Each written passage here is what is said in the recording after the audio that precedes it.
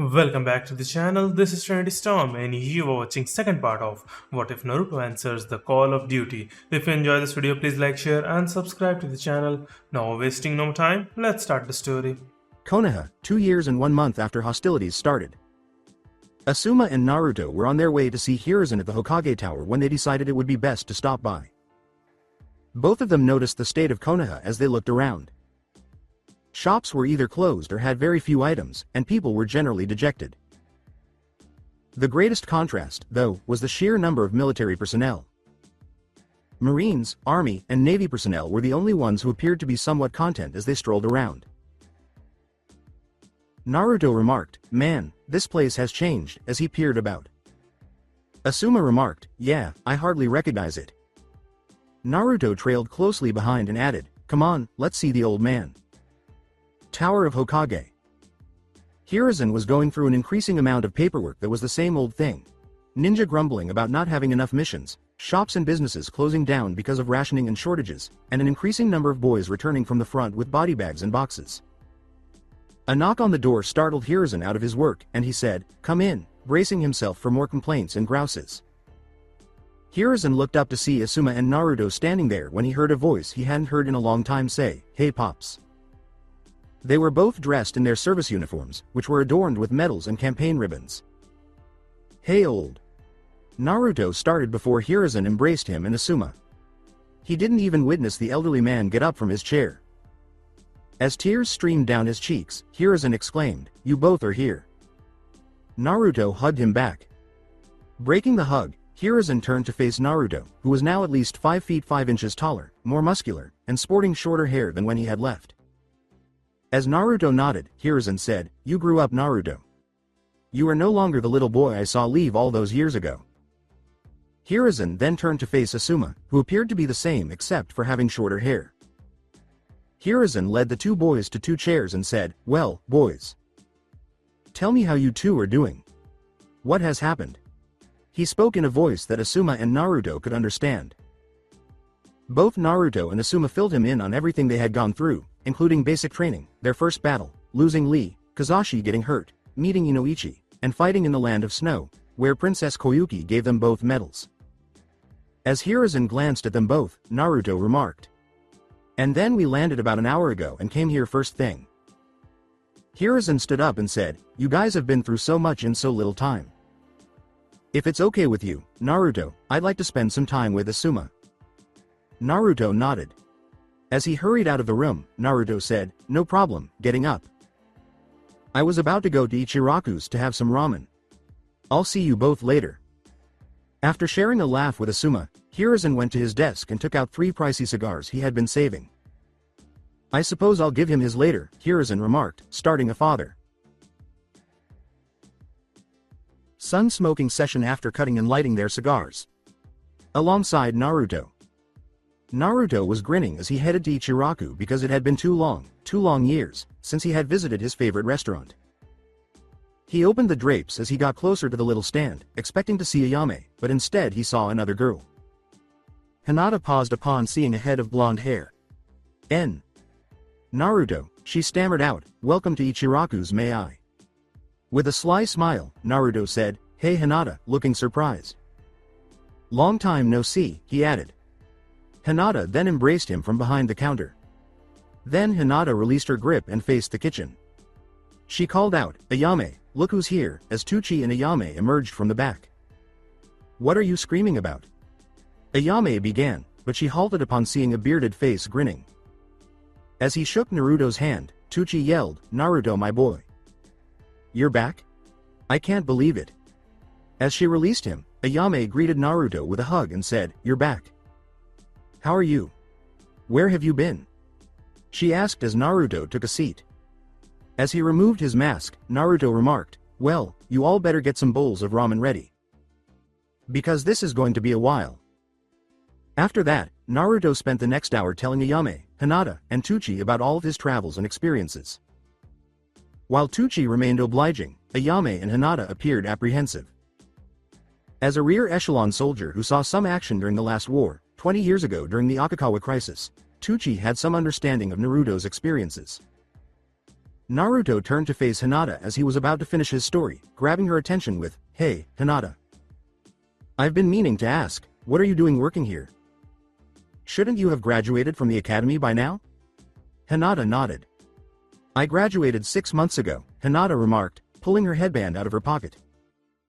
"But because there weren't enough missions, I wasn't put on a team," Hinata added, her face taking on a somber expression. Hinata spoke, looking surprised at Naruto, who had no idea that things were that bad or what she was going through. "I started working here to be able to afford food because no money was coming in. When my father started insulting the men fighting in the war, he gave me an ultimatum: either leave or accept you as below me.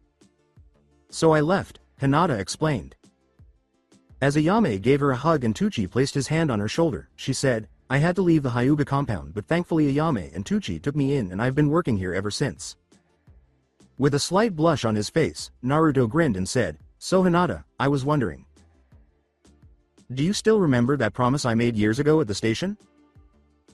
After realizing what Naruto was implying, Hinata nodded stupidly and said, "Well, if you're free after work, I wouldn't mind taking you out to dinner somewhere. You know, as a date." Ayame was looking at Naruto with her hands pressed to her mouth in shock. He had asked out Hinata, the girl he had been crushing on for years. Ayame looked at a stunned and perplexed Hinata and thought, "Come on Hinata, say yes." Hinata responded with a swift slap on the back, indicating that she had returned to reality. "Yeah, that would be amazing," a happy Hinata replied. "Excellent," Naruto exclaimed, setting down some cash. "Where would you suggest?" he asked, drawing Tucci's attention. As Naruto and Hinata nodded, Tucci remarked, "The barbecue restaurant is the best place. I have a friend there named Ko. Drop my name and he'll give you a table and a discount." As he walked out of the stand, Naruto said, "Okay, then see you there at 8 p.m, okay, Hinata." After grabbing Hinata, Ayame looked at her father, who was raising his hand, and said, "We got to freshen you up Hinata, you got a date in a few hours." Ayame and Hinata started to walk away, but Tucci grabbed Hinata and stopped her, saying, "I'll be fine, go ahead. If he does anything inappropriate, tell me and I'll skin that little," Tucci said. "Dad," Ayame exclaimed, "Naruto is a good man. He wouldn't do anything like that," and she and Hinata left together as Tucci raised his hands in defense. What a good man, Ayame thought to herself, recalling how stunning Naruto looked in his uniform. Afterwards, with Naruto. After visiting a clothes store, Naruto thought it would be better to wear something other than his uniform, so he purchased some clothes and was strolling through the village. He saw a flower shop while strolling down the street and thought, "I should get Hinata flowers. Yeah, that would be great." He decided to take a detour and went inside the shop. "Hello, how may I be of assistance to you?" Ino greeted her new client. "Is that you, Ino?" said Naruto as she asked him a perplexed question before realizing that he had birthmarks on his face that resembled whiskers. "Naruto," Ino exclaimed in shock.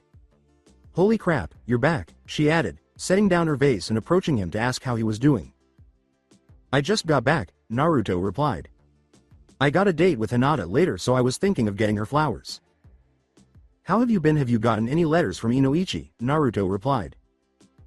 Naruto asked in a less upbeat tone, "What happened?"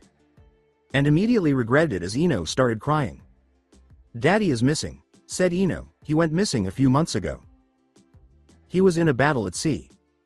We don't know if he's alive or dead." Ino broke down in tears.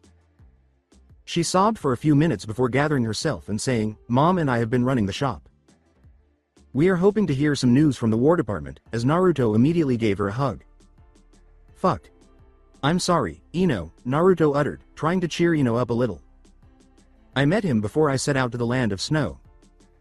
He talked about you constantly. I'm sure he's alive. There is no way he's dead." After saying, "Thank you, Naruto," Ino turned around and selected a few white lilies, saying, "Here, give these to Hinata. They are her favorite." Naruto started to take out his wallet when Ino stopped him. "Thanks, Ino." "On the house," Ino uttered. She then bent down to give Naruto a gentle peck on the cheek. "Welcome home, Naruto," Ino murmured, blushing along with him. With a shy smile, Naruto said, "Thank you, Ino. I'll see you later, okay?" And then he left the store. Naruto had always been an overly sanguine knucklehead, so Ino stayed put and grinned. Maybe that's not a bad thing, Ino thought to herself before hearing her mother cough. Ino's mother remarked, looks like I'll be having some blonde-haired blue-eyed grandchildren in the future, as Ino's complexion turned a shade of red that could rival Hinata. That's not how it is, exclaimed Ino, leading the way to the rear of the shop. Alongside Kurenai. Kurenai Yuhi was in her apartment. The war had forced her to postpone her shinobi career for the previous year.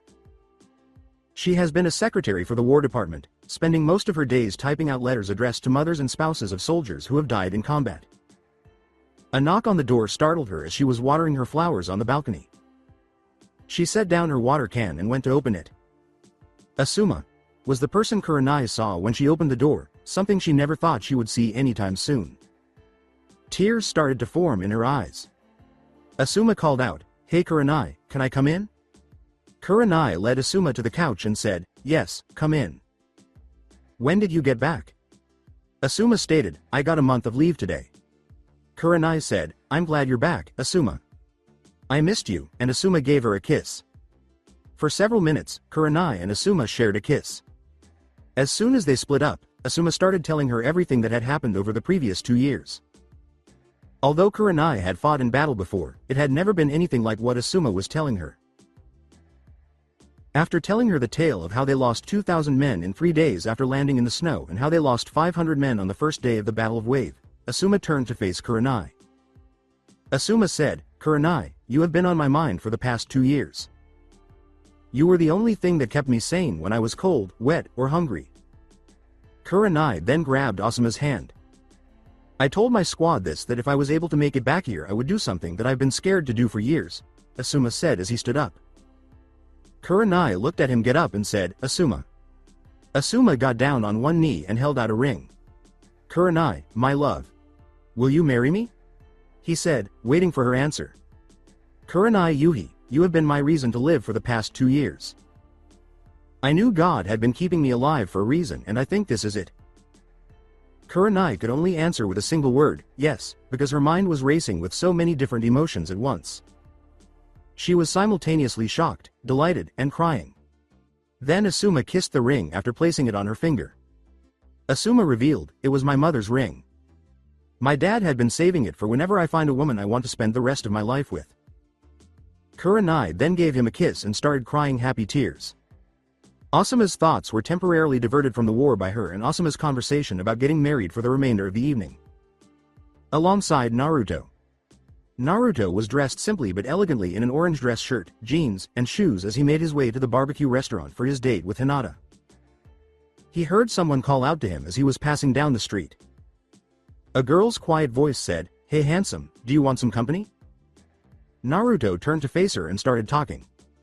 When Naruto turned to face Sakura, he said, "No thank you, Miss Is Sakura." N. Naruto, Sakura exclaimed, growing frightened as she started to back away. "No, no, stay away from me," Sakura sobbed as Naruto got closer to her. When Naruto first looked at her, she was in a terrible state. Her clothes and hair were all tangled, and worse, he noticed that her arm had needle marks on it.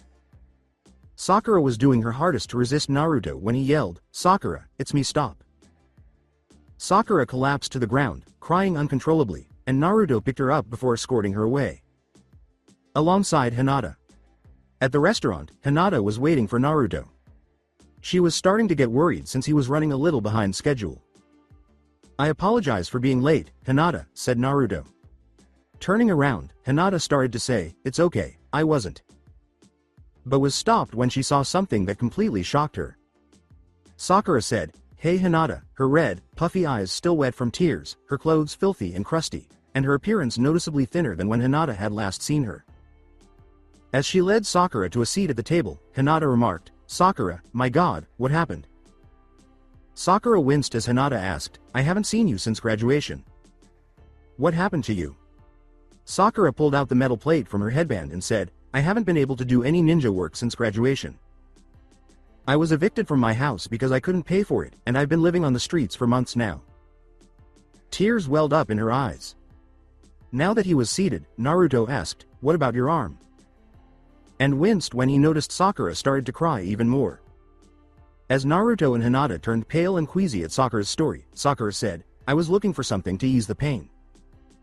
Morphine is very popular since the military has so much of it and it flooded to the black market.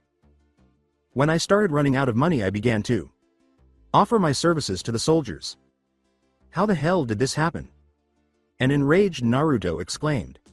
"Isn't Kakashi doing anything for you?" Hinata and Sakura both gave him a startled, "What, look." "Naruto," Hinata started, "Mr. Haruno passed away more than a year ago, as Naruto appeared to have taken a blow to the abdomen." "No way," Naruto uttered, starting to cry. "I dragged him down that hill and he was still alive. I talked to that doctor lady and she told me he was alive." Since he believed Kakashi to still be alive, he had plans to track him down and inquire about his well-being. "He died, Naruto," said Sakura. "My mother killed herself shortly afterwards, and later on Sasuke was drafted but he killed a soldier and tried to run. He was hanged a few months ago," said Sakura. Sakura lost her father, mother, and first love. Naruto allowed that to sink in. "Sakura," Hinata said, "I'm sorry. If I had known you were in this kind of situation, I would have helped you." She sobbed. With a defeated tone, Sakura said, "It's okay, Hinata. No one could help me with my problems." "That's not true," Naruto replied while hugging Sakura. I haven't been spending any of my pay since I left Konoha. I have plenty of money to give to you," he said while Sakura and Hinata were aghast. "And I saw Ino today too. I'm sure if I talk to her she could give you a job, or maybe I can talk to old man Tucci and get you a job at Ichiraku's. We just got to get you off that morphine shit, fill you up with some food, get you some cloths and a bath and work our way from there," said Naruto. "Naruto, I've been selling myself to men. I'm worthless, dirty, and I'm..." She started, but Naruto covered her mouth and cut her off. Naruto turned and raised his hand to greet a waiter, saying, "You are Sakura Haruno. Nothing else." "Yo dude, bring me a quarter pound of every meat you got and like 6 waters," he said, and the waiter nodded. Hinata thought to herself, "Naruto, even though you're going through hell, you still help others." Naruto turned to Sakura and grinned as Sakura said, "Thank you, Naruto." "Sakura, no problem," Naruto replied. Later that night, in Naruto's apartment. When Naruto entered his former apartment, he was astounded by how immaculate it was. Although Hiruzen had promised to keep it tidy, he could not find a single dust particle. "All right, Sakura, you can come in," Naruto said, guiding her inside while she was holding a small bag containing cloths, soap, and toiletries that Hinata had given her. "Go and take a shower and brush your teeth. Leave your cloths outside the door and I'll toss them away." Sakura nodded, then entered the bathroom. Sakura changed drastically after using the restroom for 30 minutes. Her long pink hair was smooth, her skin was clear of filth, and she was wearing fresh pajamas. "Okay, Sakura, you can sleep in my bed." "I'll sleep here," Naruto said from the couch. Sakura nodded and proceeded to the bedroom, pausing to give him a quick glance. "What's wrong?" a worried Naruto inquired. Sakura whispered, "I'm afraid to sleep by myself. Can you sleep next to me?" With a nod, Naruto went to the bed and joined Sakura in lying down. Sakura placed her head on Naruto's chest and encircled him with her arms. "Naruto," Sakura uttered to catch his attention. "I hope you can forgive me. I'm sorry I treated you horribly in the academy," she said. Then Naruto grinned and gave her a forehead kiss. Sakura nodded, and Naruto said, "You don't have anything to apologize for, okay?" Before turning out the lights and whispering, "Good night, Sakura." Sakura returned the hushed, "Good night, Naruto." Neither Naruto nor Sakura experienced nightmares while they slept. Neither was troubled by her transgressions nor by the war. Both simply dozed off while holding each other. Konoha. The conflict started 2 years and 2 months ago. It has been 2 weeks since Naruto assisted Sakura in getting back on her feet, and he was strolling with Hinata and Sakura to their shift at the Ichiraku ramen stand. Sakura had a difficult first few days but has been recovering because of Naruto, Hinata, Ino, Ayame, and Tucci. She has been eating well and has been sober for 2 weeks. Sakura, on the other hand, is happier than she has been in a long time because she now has friends to support her during her difficult moments. Naruto remarked, "Yo Asuma, good to see you. Kurenai looking as beautiful as ever," as they entered the ramen stand and saw Asuma and Kurenai eating their lunch. Naruto is such a flatterer, Kurenai remarked, grinning and chuckling. Asuma slapped him on the shoulder after saying, "Back off kid, she's my fiancé, ain't that right babe?" Asuma kissed her cheek. When Hinata and Sakura saw the engaged couple, they were relieved to see that love still blossoms, even in such a dire situation. Salora called out to her friend, "Come on Hinata," saying, "Let's get changed, our shift is going to start in a few minutes." "All right, Sakura," Hinata said as they passed Ayame and moved around the counter to the small changing area. Ayame went to the counter after greeting the two girls. Ayame said, "Hey Naruto, how you been?" Naruto sat down and said, "I'm okay. I just had to go to the command post in order to check in." Asuma moaned. "They said we have to take accountability every week until our leave is up." "Damn it, I knew I forgot to do something," Asuma replied. "I guess I'll go after I take Kurenai out shopping." "Got a lot to do for the wedding," he replied. Kurenai said, "Oh yeah, like what?" in response to Naruto's question. "Sights, floral arrangements, which Ino will assist with, and catering, which will be challenging given the high cost everywhere," she remarked, to which Sakura and Hinata, who were approaching from behind with Tucci carrying a bowl of ramen for Naruto, spoke. "How about us?" Tucci responded. "Ramen is still pretty cheap to make and sell since the ingredients are common," he replied. Kurenai glanced at Asuma, who shrugged and seemed thoughtful for a moment. Tucci nodded in response to Kurenai's statement, "I think that would be great." "Thank you." Tucci laughed as Naruto remarked, "Wow, ramen for wedding food sounds perfect. I have to make sure you cater my wedding one day, old man," Naruto added. When a loud explosion rocked the area, Tucci stopped, rustling Naruto's hair and saying, "Sure son, I'll cater for." Boom. Naruto and Asuma dropped their food and looked outside, where they saw a pillar of smoke rising into the sky. Naruto exclaimed, "What the fuck?" as he and Asuma gasped at what they saw. Then they hear another explosion, coming from yet another angle and still another. 4 detonations in under 2 minutes. Then they noticed a uniformed sailor running down the street. Upon spotting Naruto and Asuma in their fatigues, the sailor approached them. Asuma inquired, "What's going on?" And the sailor answered. He startled both Naruto and Asuma by saying, "It was the barracks were under attack. I'm heading to the Navy Armory. Come with me and gear up, we got to get into the fight," he continued. With a quick turn around, Asuma planted a kiss on Kurenai and said, "Stay here and defend the stand. Me and Naruto will be right back. Hinata, Sakura, Ayame. Stay here and lock all the doors and shut down. Don't open up unless it's me or Asuma," said Naruto. Before anyone could respond, they left. Kurenai watched Asuma leave before turning to face the stand's staff and saying, "You heard them, lock it down and stay quiet," as everyone started to lock and secure the business. After 10 minutes, Naval Armory. As the men in the line received their gear from the armorers, a naval quartermaster shouted, "Helmet, crossbow, 100 bolts, web gear and 4 grenades. After you get your gear, head to the company area and wait for instructions." There were numerous soldiers, sailors and marines in the area, as Naruto and Asuma could see by looking around.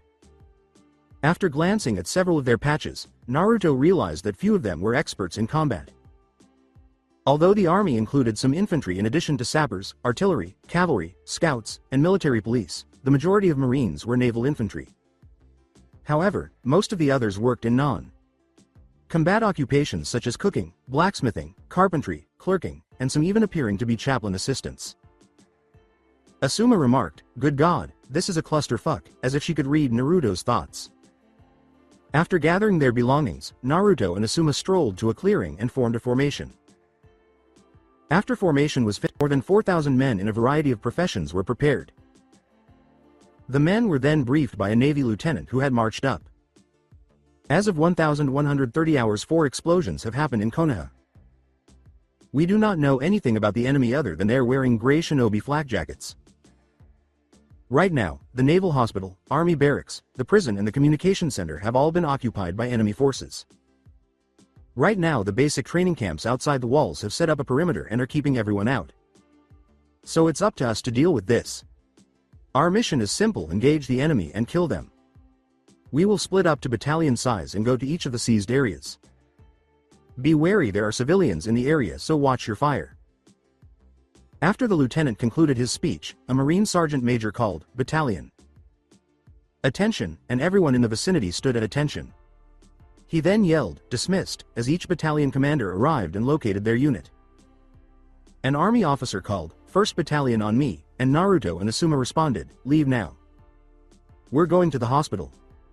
Following Naruto and Asuma were 1,000 more soldiers, sailors, and marines. Alongside Hiruzen. Hiruzen was trying to herd civilians into the bomb shelters with the help of his Anbu and a few straggling military personnel. As more and more civilians ran past him, Hiruzen yelled, "Move, move, move." When an Anbu, a cat wearing a mask, landed next to him, he gave the order, "Report cat." "My lord. It seems that the military is moving in. Our shinobi are fighting back as well," said the Anbu. "Keep on evacuating the civilians. They are our top priority," Hiruzen said, turning to face his Anbu after taking a deep breath and surveying the village. "Asuma, Naruto, be safe," he thought to himself. Naval Hospital courtyard with Kakashi. While fighting the unidentified force that was attacking at the Naval Hospital, Kakashi and Guy were clearly shinobi based on their fighting style and uniforms. He parried a kunai slash by catching the hand, breaking it, taking the kunai, and stabbing his assailant in the eye. Guy yelled, "Kakashi," kicking an assailant in the head and breaking his neck. "I think I see Asuma," he said, gesturing to the military personnel who were just arriving. Asuma cried, "Kakashi. Guy." And yelled, "Over here." Guy and Kakashi ran to him, and he asked, "How are you two? What's the situation?" Kakashi gave him a glance. 200 infiltrators. Shinobi trained and deadly, Kakashi stated, "They're inside." "Me and Guy tried to fight our way in, but there is too many," said Kakashi. Naruto spoke while glancing at the odd one-eyed man wearing a mask. "We'll take them out. Get out of here, we don't want you to get caught in the crossfire," he replied. Kakashi gave the blonde boy with whiskers a startled look. "Naruto, is that you?" Kakashi wondered. "He looks so much like you, sensei." Naruto, grabbing the boy's attention, said, "How about when this is over we train together? Maybe I can teach you a jutsu or two for whenever you come home." Kakashi then said, "Copy that, Guy, let's go," and the two vanished in a whirlwind of leaves.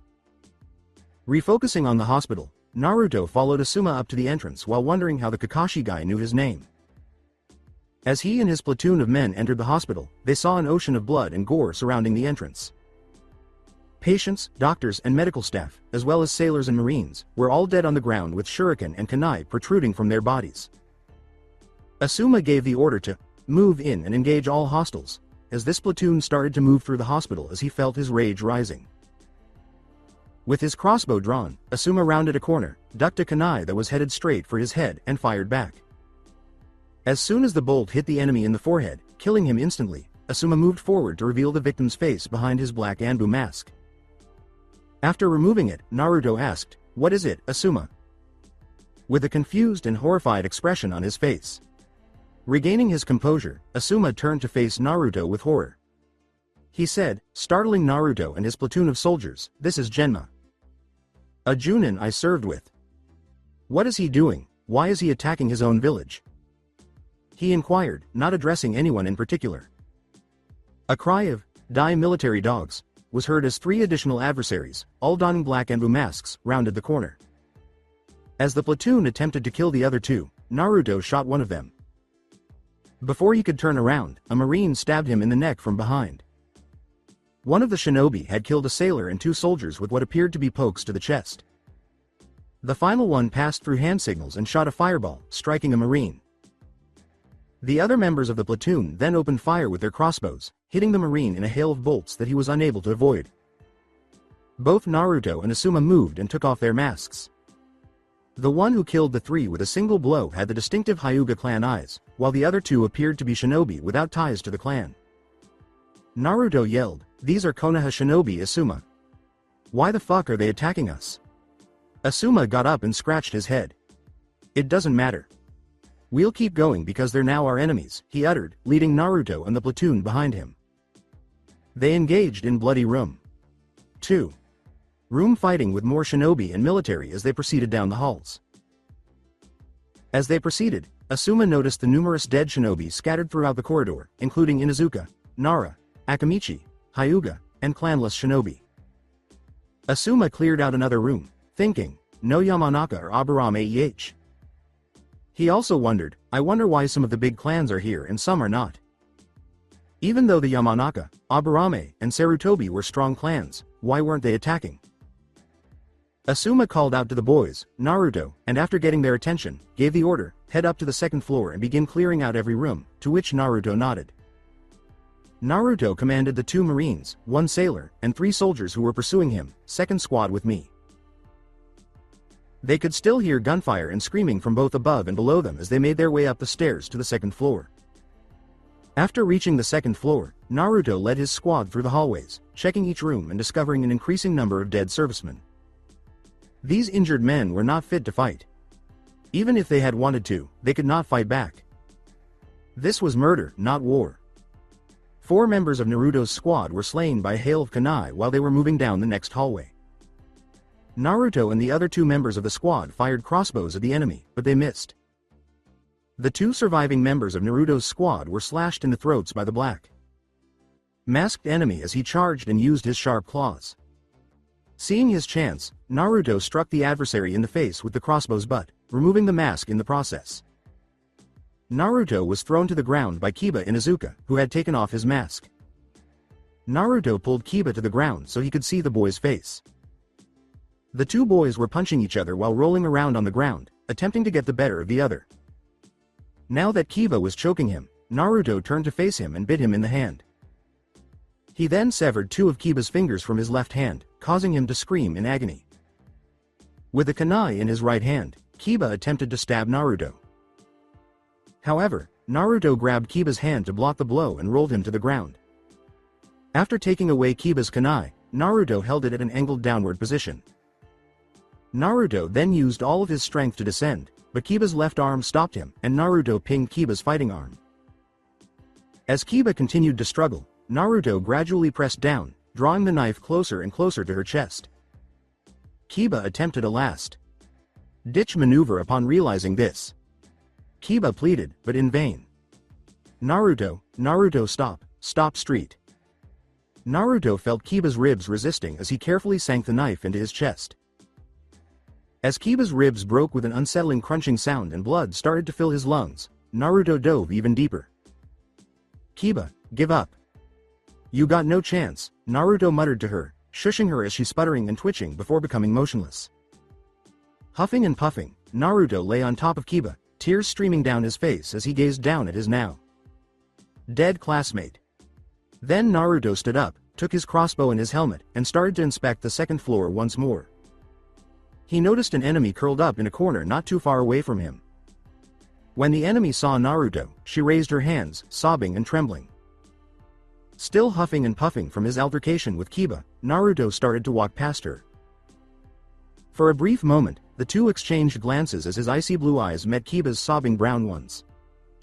After donning his helmet and hugging the corner, Naruto turned the corner to rejoin the battle.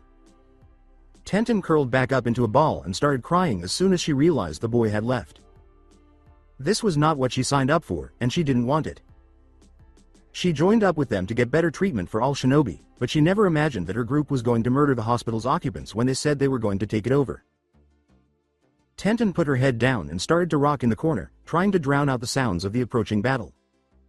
She had lost all desire to fight. Alongside Asuma.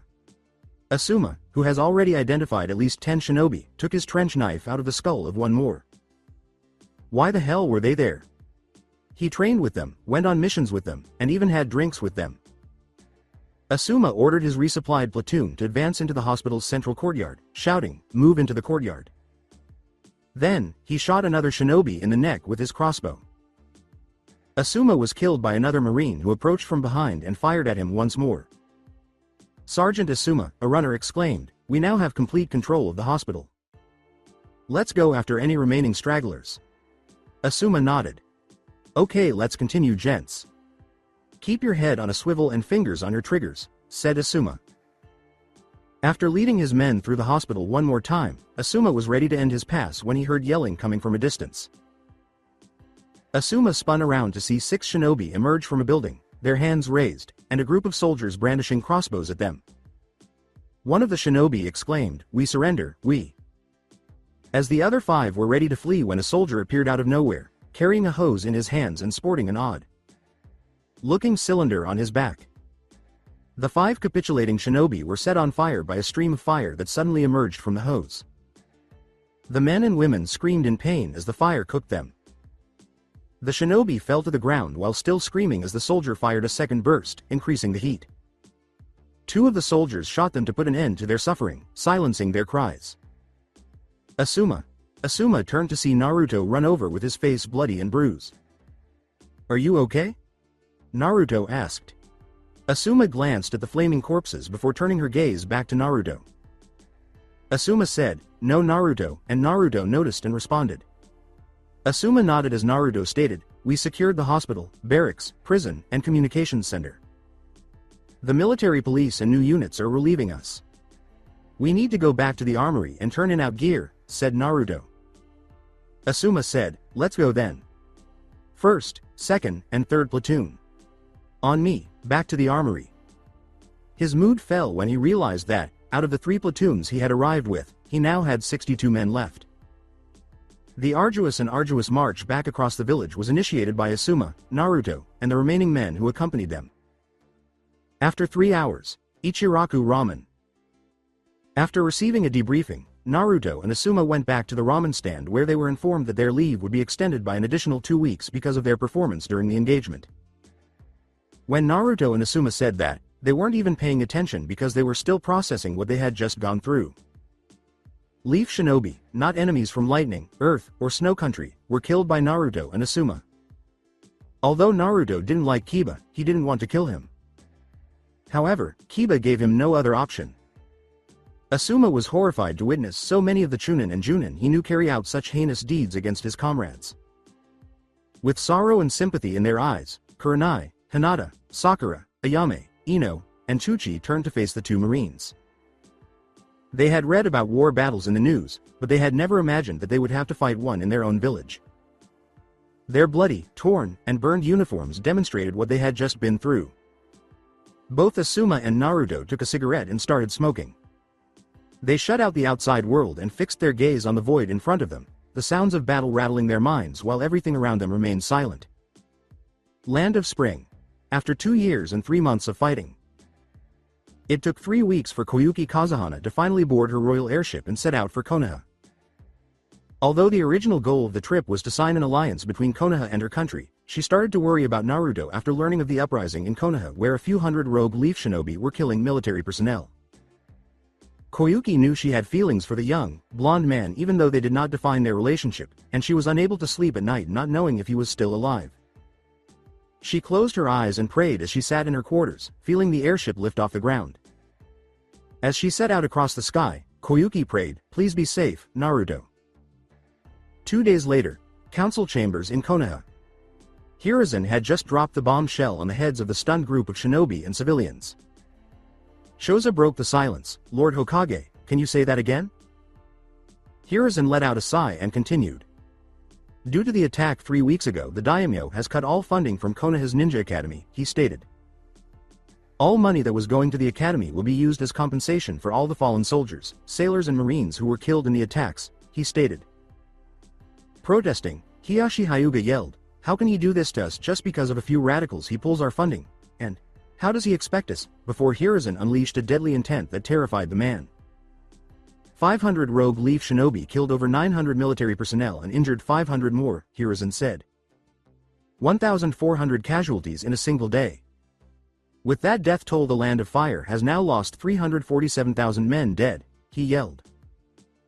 Then, as Hiruzen turned to face the man with the glasses, Shibi Aburame raised his voice and questioned, "What will be done about the remaining rogue ninja?" "Only 20 or so ninja are still alive from the assault," Hiruzen said. The youngest of them, a girl named Tenten Higurashi, never even fought or pulled out a single kunai. She will be the only one spared from the death sentence. She will be stripped of her ninja status and have parole for the rest of her life, he said while Shibi was seated. Sume Inuzuka remained silent, knowing that speaking would not help her in the slightest. The fact that a child of a clan head was willing to commit such a crime has provoked outrage. Kiba, her only son and youngest child, was one of the rogue ninja who killed those patients at the hospital. The Inuzuka clan has had to deal with rejection, taunts, and graffiti within the clan compound. In addition, many of the available shinobi jobs were taken away from the Inuzuka because they were viewed as unreliable. When Hiruzen realized that no one else had anything to say, he got up and said, "Meeting over," but everyone remained seated. "Get the fuck out," Hiruzen yelled as everyone scurried to the door. Hiruzen got up and headed for his office, thinking as he went, one war isn't enough for some people. At Naruto's apartment with him, Sakura, Hinata, Ino, and Ayame were joining Naruto for breakfast in his apartment. Naruto had not been feeling well following the battle 3 weeks prior. He didn't speak or sleep for 3 days. Ayame had to add sleeping pills to his food to make him fall asleep, and when he woke up hours later, it was because of the nightmares he was having. He was talking and laughing again, so it seemed like he was getting better now, but Sakura and the girls could still see he was in pain on the inside. To get Naruto's attention, Ino said, "So, Naruto, what have you been doing lately, other than hanging out with us or eating ramen?" After finishing his meal, Naruto spoke. "I met up with Asuma to see his old friend Kakashi and Guy," Naruto remembered. "That Kakashi guy seems kinda lazy but cool, and Guy may be a little eccentric, but I think he's okay. They taught me some more shinobi stuff like walking on water and trees and helped me brush up on my hand. 2. Hand combat," said Naruto. Naruto grinned as Hinata grinned and said, "Well, when you finally get back you can become the Hokage like you always wanted to be." A knock at the door stopped him in his tracks. "Yeah, I can totally."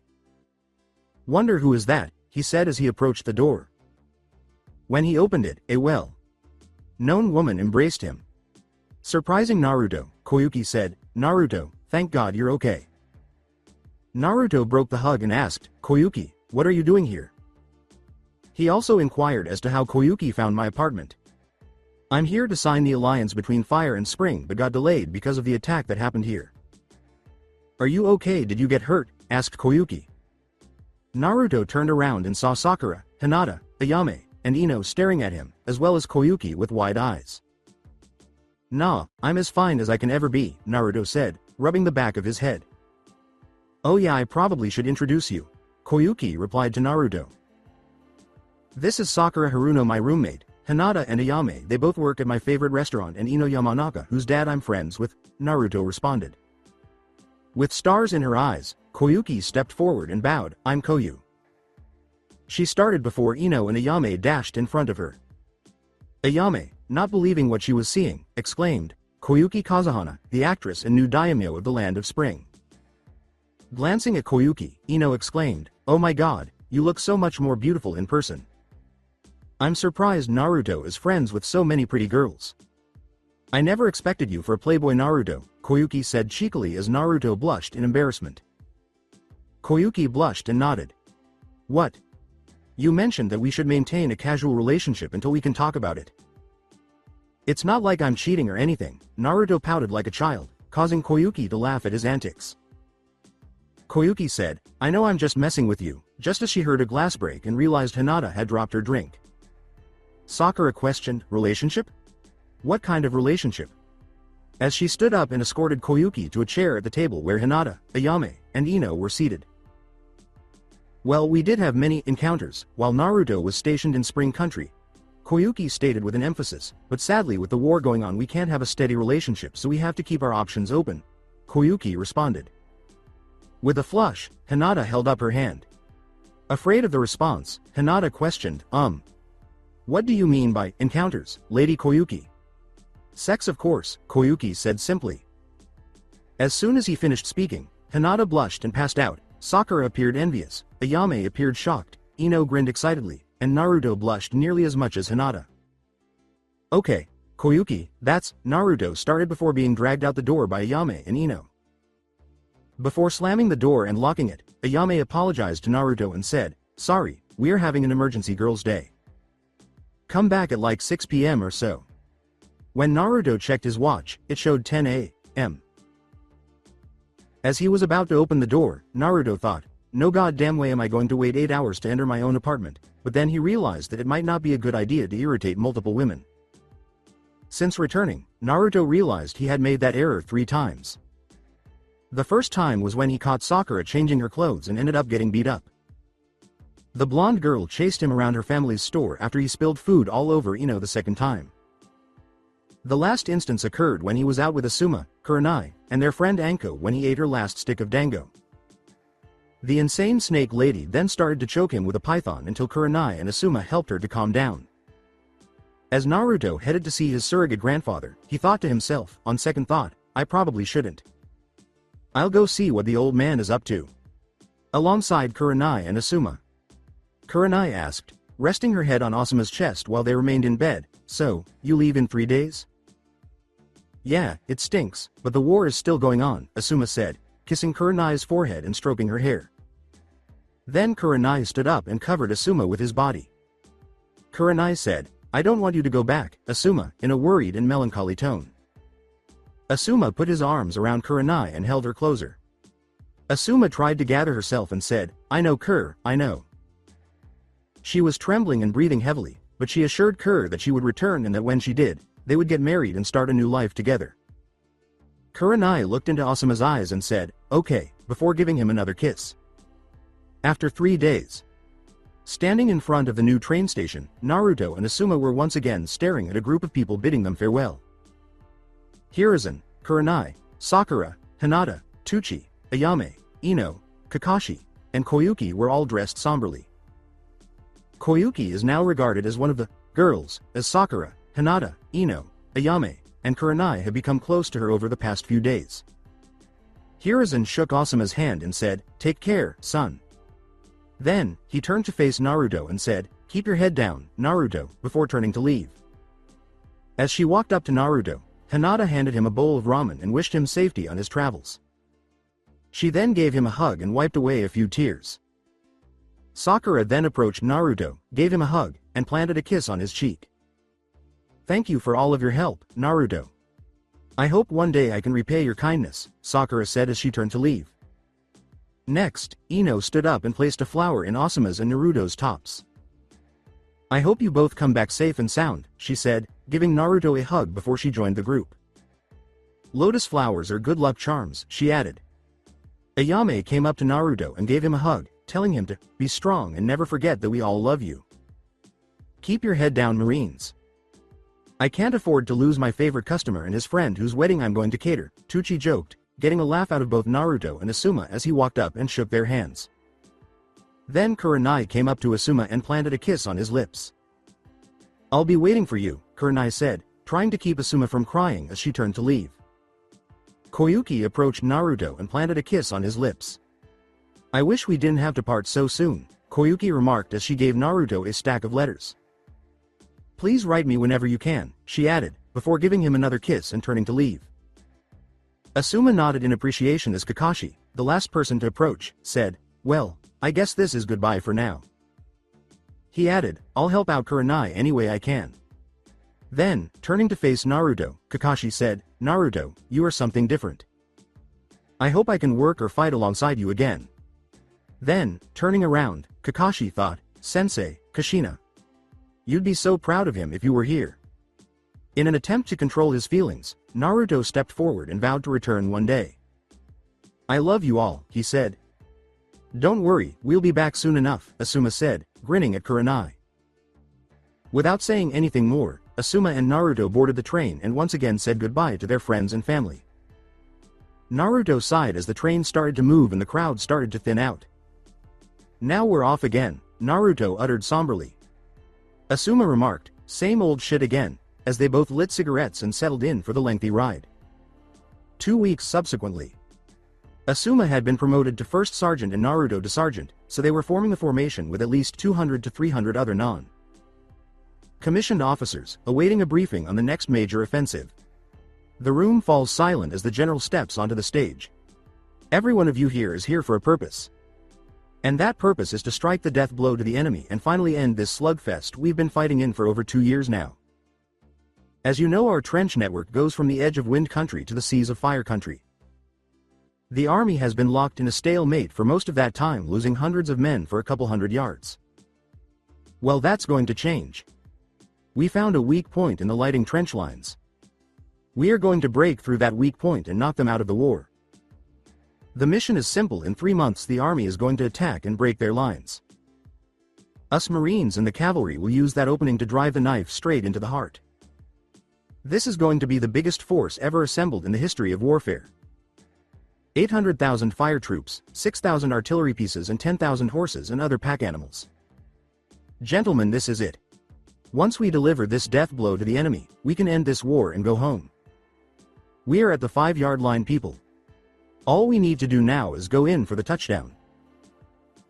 After the general finished speaking and everyone was dismissed, Naruto and Asuma were called into a tent where they saw the general in question. The general turned to Naruto and Asuma and said, "I have a special assignment for you two fine gentlemen. We have a secret weapon that we are going to use for this offensive, and I need good men for it to work." He then gave each of them a folder. "This is top secret, gentlemen.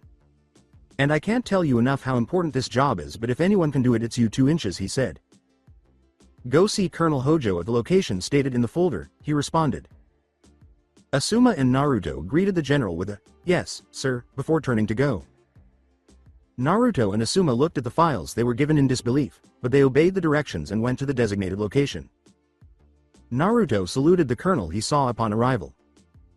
Naruto said, "First Sergeant Sarutobi and Sergeant Uzumaki reporting as ordered," as the colonel dismissed him.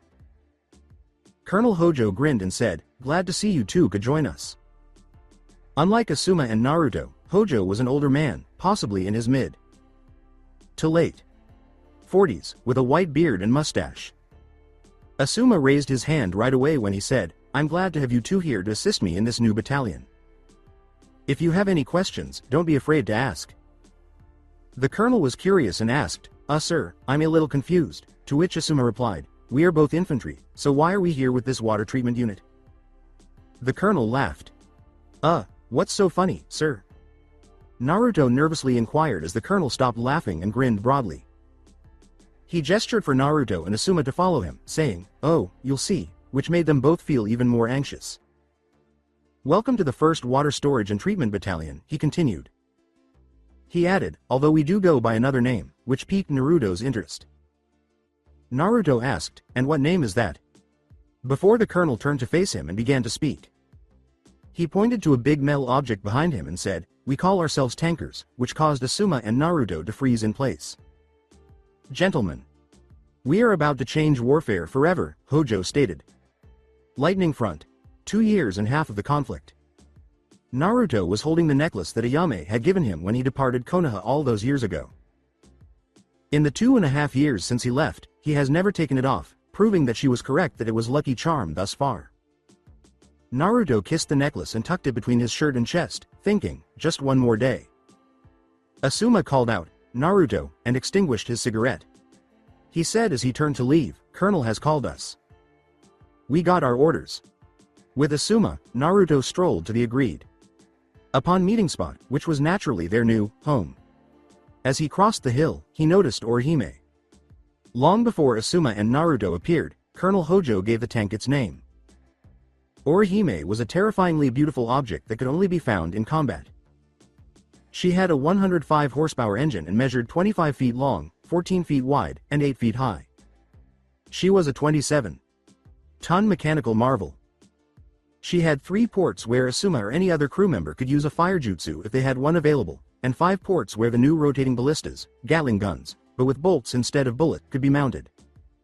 Consider a World War I British Mark IV tank. They were able to paint the tank after obtaining the commander's approval. Asuma painted a highly realistic portrait of Kurenai on his designated spot on the right forward port. Yuhiro, the driver, painted a tiger face on the front of his position. Colonel Hojo painted a picture of a geisha on his commander position, and Sato, the engineer, who had previously been a samurai, painted a picture of a ronin because, in his words, he strayed from the path of the samurai. Naruto approached the tank and stood where he had been standing on the front left port, where the 9-tailed fox, an emblem of doom that had dogged Konoha for more than 12 years, was painted on the side. "Naruto, glad you can make it," as Naruto and his crew stood there, Colonel Hojo said. "Alright guys, this is it. The army has been pounding the enemy for the past week. It is now our chance to breach the enemy line. Tomorrow at 0600 the infantry will attack the enemy trench line, and we will pursue them and take advantage of the opening. The village of Chosokabe, a significant supply depot and railroad hub, is our goal. This is what we have been training for, guys. Once we take this, the entire line will crumble, allowing the cavalry in us to advance and sweep up the enemy. The Lightning Army is nearing its end. A breakthrough will bring us one step closer to triumph.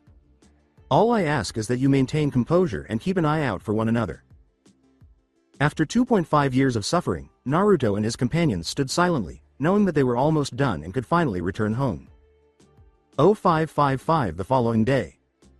Fearful, Naruto was in the tank, gripping his necklace once more. The pressure he was under was far greater than anything he had experienced during the Battle of Wave, the Battle of Spring Country, or the Konoha Rebellion. Hojo yelled, "Get ready, guys, they're about to go over the top." Asuma kissed Naruto's ring, Yujiro prayed to his ancestors for protection, Sato was coming to terms with death because he wanted to be with his father again in the afterlife, and Naruto closed his eyes and thought of all his loved ones. But Hojo was staring at his watch when, out of the mist of morning, a whistle sounded. The first wave of soldiers emerged from their olive green uniforms and black helmets and charged across the muddy, barren field that was designated as no man's land, all the way along the trench line. Holding his breath, Naruto watched the infantry charge come into view. He heard men eager to engage in combat yelling and crying out for a good 5 minutes. The next 15 minutes were a symphony of horror that rocked Naruto and his companions to their very core. Fire and explosions could be heard in the distance, and the screams of the dead and dying were carried on the wind. The devastation was hidden by the fog, and as the sounds of combat subsided, Naruto saw a red flare, which warned him that this battle would be even more difficult than he had anticipated. A red flare was the universal signal for an unsuccessful attack. The second wave of soldiers entered the carnage that awaited them beyond the fog as soon as the flare went up, accompanied immediately by another whistle blow. The noises of battle resumed, and Naruto exclaimed, "What the fuck are we waiting for? We ought to be entering," yelled Naruto. In an attempt to reassure his crew, Hojo replied, "No, we have to wait for the signal." As the minutes passed, the sounds of battle reverberated through the atmosphere. Only instead of lasting 15 minutes, it lasted 30. When the noises subsided, Hojo heard a desperate knocking at the entrance hatch and opened it to find a messenger. Colonel Hojo. Alteration of schedule. To Colonel Hojo's surprise, "You and your tank company will assault with the third wave," he declared. Hojo exclaimed, "What the hell is going on over there?" "The fortifications remain in place. The bombardment had no effect." The messenger said, "We only have you and 2 brigades left. We lost 2 brigades already, totaling 8,000 men, before jumping off and sprinting to the headquarters. Company, thunder up, thunder up. We assault with the third wave," Hojo cried as he emerged from his hatch and turned to face the 13 other tanks in his rear. "Fucking hell," he exclaimed before climbing back into his tank and locking the hatch. Deep breathing helped Naruto to relax. However, as soon as he let go, a whistle blew and his tank began to move forward. Naruto was tense as the tank moved across the muddy bog known as No Man's Land, waiting for something to emerge. Asuma and Naruto aimed their ballistas forward, ready to fire, and Yujiro yelled, "Movement front," over the roar of the engine. "Stop the fire." Hojo yelled, "Friendlies," halting Naruto and Asuma as they drove by a group of injured, broken men. Some had lost their arms, others had been carried around without legs, and those who were uninjured were just walking around aimlessly, their minds and souls crushed by the horrors they had just experienced. The sounds of explosions and death got closer as the tank kept moving, and when the fog lifted, Naruto could see the enemy's forward trench and the fierce battle that lay ahead. While they dispatched the infantry with their mortars and crossbows, the enemy's barbed wire kept them at bay. "Hello, Yujiro," Hojo yelled, "Drive over the wire, make room for the troops." Yujiro answered, "Yes sir," causing the tank to accelerate to its maximum speed. "Uzumaki, Sarutobi, let loose." Hojo yelled, "Kill those damn darkies." With a steady pace, Naruto and Asuma started to crank their ballistae. The bolts flew out so fast that a typical crossbow looked like a kid's toy. As Naruto cranked his ballista, he observed his creations as the enemy's bare heads repeatedly dropped and reappeared like a bizarre carnival game. In order to flatten the barbed wire and make room for the infantry behind them, Yujiro drove as quickly as he could over it. However, as they got closer to the enemy trench, the lightning troops broke and fled. Asuma and Naruto were unopposed and slaughtered dozens of enemy troops who were running away every second, having a field day. Hojo ordered, "Yujiro, enemy on the ground, run those fuckers over. Keep firing, keep firing." Yujiro nodded and moved forward. A human body is nothing against a steel monster weighing several tons. Yujiro trampled the injured and unconscious enemy soldiers, squashing them under his boot. Hojo ordered the crew to stop in the middle of a battalion that was retreating. "Yujiro, stop here," he yelled. All crew members engaged the enemy on all sides. Asuma flames burned the bastards. After using hand signals, Asuma shot a stream of fire at a platoon of enemy soldiers, watching as they rolled on the ground, screaming in pain and dancing while on fire. As Naruto kept firing his ballista, he heard the enemy's bolts strike and then bounce off the tank's side. Her turned and said that 3 soldiers were trying valiantly to defend themselves by firing as quickly as they could with their crossbows. Naruto destroyed the 3 soldiers with a shower of blood and bolts. Naruto and his crew continued firing their ballistas as the tank moved forward. After reloading his ballista for the 14th time, he turned to the side and declared that it was his final box of bolts. Amidst the sounds of combat, "Colonel," Naruto bellowed, "I'm down to my last box. 500 bolts." Asuma kept firing at the enemy who was retreating, saying, "Same here, Colonel." "I'm out, sir," Sato yelled, launching a grenade out of his hatch. "Oh my god," Hojo cried out. "Yujiro, stop the tank," he gave an order. Hojo was lost in thought for a brief while before raising his head again. "Yujiro, return to our lines, we will be nothing but a moving target without any ammo," Hojo said. Yujiro started to turn the tank around and said, "Yes sir." Colonel Hojo then signaled to the other tanks with a green flag that the tank was returning to arm and refuel. As the tank moved away, 2 more tanks returned as well, one with a black flag indicating that a crew member had been killed and the other with a green flag. Naruto and the tank returned to the depot after a 30-minute drive, and Hojo and the crew jumped out. As Naruto and the other tanker got to work, Hojo yelled, "I want her fueled and armed to the teeth. We head back out in 45 minutes. The crew was then dragging out their commander, who had the top of his head blown off, when Naruto noticed it from one of the other tanks. What exactly happened? Naruto questioned the trembling driver. The driver grabbed a bucket of water and said, "Some bastard shot him through the vision port." He warned Naruto to be careful because they could shoot through the gaps if they got too close. "Now I got to go clean up what's left of the lieutenant," he said as he entered the tank holding the bucket. Asuma was trembling and struggling to light a cigarette when Naruto noticed this. He huffed and started to return to his tank. "Let me get that for you," Naruto said, taking out a lighter and lighting Asuma's cigarette. Asuma's eyes were wide and empty, pupils dilated, and not even puffing on his cigarette when Naruto looked into them. Then, Naruto gave Asuma a quick tap on the arm to bring him back to the present. "Asuma, are you here, brother?"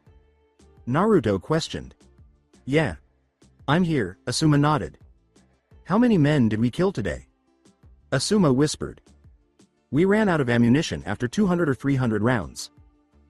What happens if this is it? What happens if we lose this war and kill ourselves?" Asuma spoke with eyes and a tone that was remarkably unlike the man.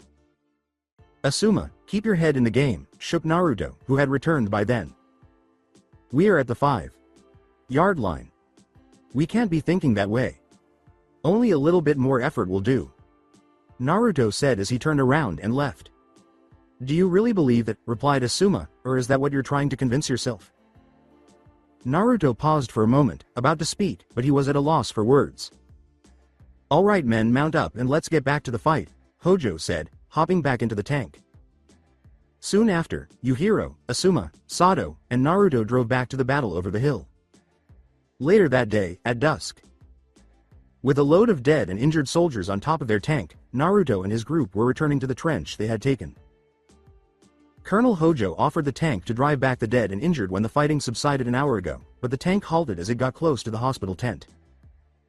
Hojo ordered, "Take the wounded off first," as he ascended to the top and grasped one end of a stretcher, while Yujiro grasped the other.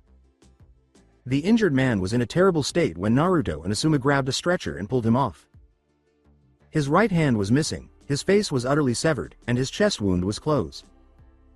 Asuma and Naruto arrived at the hospital tent and saw a well-known doctor with blonde hair.